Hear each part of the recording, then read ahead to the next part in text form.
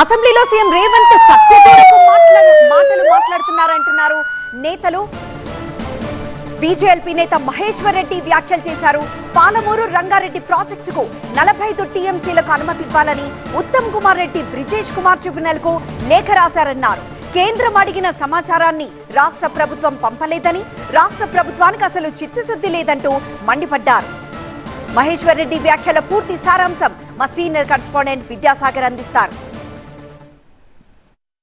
అసెంబ్లీలో కృష్ణా జలాలు ముఖ్యంగా పాలమూరు రంగారెడ్డి మీద జరిగినటువంటి చర్చలో సీఎం రేవంత్ చేసినటువంటి వ్యాఖ్యల మీద మనతో మాట్లాడేందుకు బీజేఎల్పీ నేత మహేశ్వర్ రెడ్డి గారు ఉన్నారు. చూడండి, రేవంత్ రెడ్డి గారు అన్ని సత్యదూరం మాటలు మాట్లాడుతూ ఉన్నారు.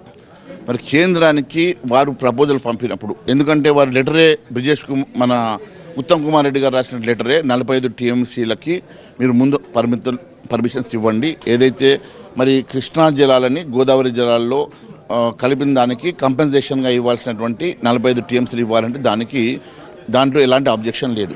కానీ ఏదైతే మైనర్ ఇరిగేషన్లో ఉన్నటువంటి 90 టీఎంసీల నీటిలో మరి దాదాపు 45 టీఎంసీలు మిగులు జలాలు ఉన్నాయని చెప్పి వీళ్ళు అడిగితే, దానికి సంబంధించినటువంటి ఎన్ని ట్యాంక్స్ ఉన్నాయి, దాని కెపాసిటీ ఏంది, ఆ డీటెయిల్స్ కావాలని చెప్పి మరి కేంద్ర ప్రభుత్వం అడిగితే ఇప్పటి వరకు సిడబ్ల్యూసీకి వీళ్ళు ఎలాంటి రిపోర్ట్ పంపలేదు. మరి ఎలాంటి ఆలోచన చేయకపోవడం, మరి కేవలం ఇక్కడ వీరికి చిత్తశుద్ధి కనబడతలేదని చెప్పి తెలియజేస్తా ఉన్నాం. ఒకవైపు బీఆర్ఎస్ బైకాట్ చేసింది, సభలో కీలక సమయంలో బీజేపీ నేతలు కూడా బైకాట్ చేశారు, వాకౌట్ చేశారు సభ నుంచి. వీళ్ళకు తెలంగాణ ప్రయోజనాలు అంటే పట్టమంటూ సీఎం రేవంత్ చేసినటువంటి వ్యాఖ్యలు ఎలా చూస్తారు?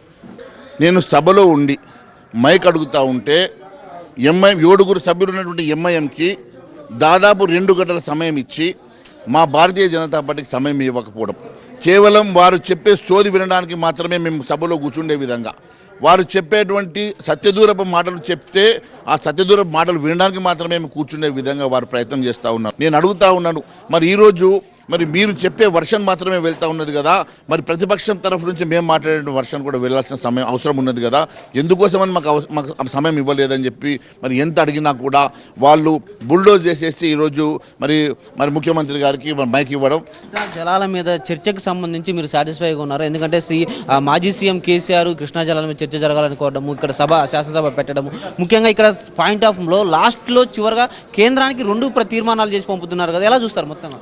చూడండి, ఇదంతా మ్యాచ్ ఫిక్సింగ్. కేసీఆర్ బాటలోనే రేవంత్ రెడ్డి ఉన్నారు కదా.